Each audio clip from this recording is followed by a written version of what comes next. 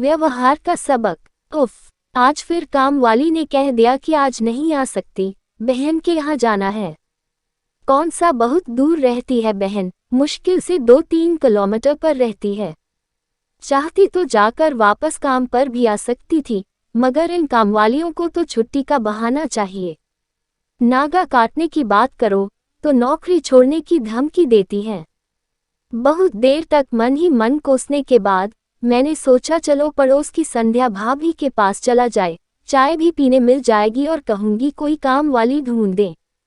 अभी वाली भी उन्होंने ही ढूंढ कर दी थी। बड़ी भली महिला है संध्या भाभी। मुझे याद है जब मैं नई नई इस मोहल्ले में आई थी और घर का सामान व्यवस्थित करने में लगी थी, तब संध्या भाभी एक जग पानी लेकर आई थी और कहा था कुछ जरूरत हो तो बताना। मैंने उनको धन्यवाद कहकर विदा किया। 2-4 दिन में घर का सारा सामान पूरी तरह व्यवस्थित होने के बाद सत्यनारायण की पूजा का नेता देने के लिए मैं आस पड़ोस के घरों में गई।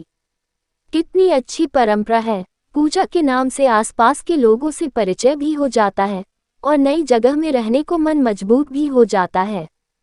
संध्या भाभी के घर भी गई थी। देखा था मैंने खूब बड़ा मकान है, उनके काफी धनाढ्य लोग हैं। 2-3 महंगी कारें खड़ी थी उनके घर पर, गार्ड बैठा था और ड्राइवर लोग आपस में बातें कर रहे थे। थोड़ा सकुचाते हुए अंदर प्रवेश किया तो देखा भाभी घर के अस्त व्यस्त रखे सामानों को व्यवस्थित करते जा रही थी। काफी बड़ा 3 भाइयों का सम्मिलित परिवार था, सभी के 2-2 बच्चे, फिर भाभी की सास, न जाने कुल कितने लोग थे, लेकिन पूरा घर भरा पूरा था। घर के 3-4 बच्चे संध्या भाभी के पीछे पीछे अपनी अपनी फरमाइश लेकर घूम रहे थे। कोई चाची कह रहा था, कोई बड़ी मम्मी कह रहा था।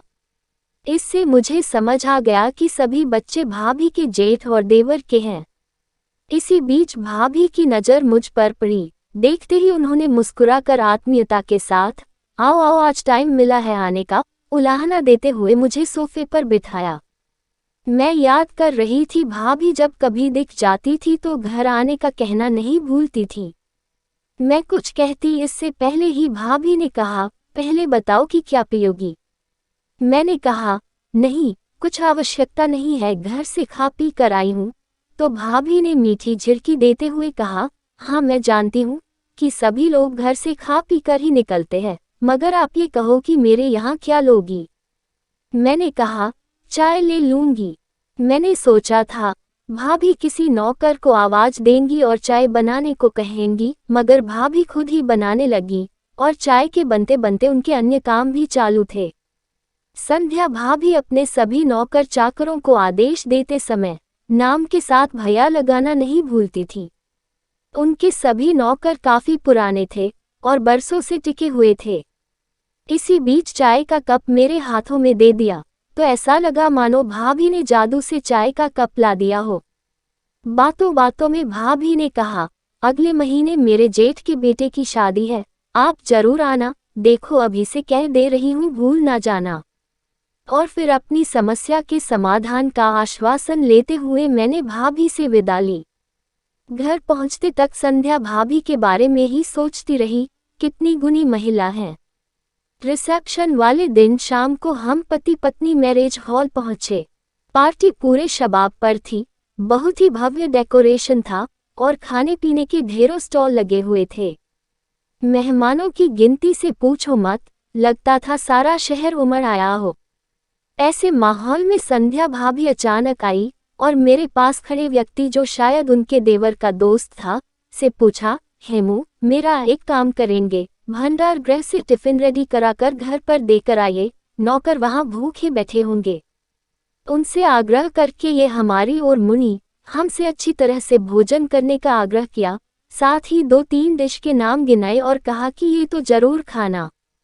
फिर अन्य लोगों से मिलते हंसते मुस्कुराते वो आगे बढ़ गई। मैं सोच में पड़ गई कि घर की शादी के माहौल में धनाढ्य घरों की महिलाओं को अपने जेवर, मेकअप और ड्रेस की ही फिक्र रहती है, लेकिन संध्या भाभी को ऐसे माहौल में भी अपने नौकरों की फिक्र थी। मेरा मन उनकी सोच के आगे नतमस्तक हो गया। कितने अधिकार से उन्होंने अपने मेहमान को भी काम करने को कह दिया। अब मैंने जाना कि कोई भी उनके कहे को टालता क्यों नहीं है और कैसे नौकर उनके यहाँ बरसों टिके रहते हैं। आज एक नई शिक्षा लेकर मैं पार्टी से विदा हुई।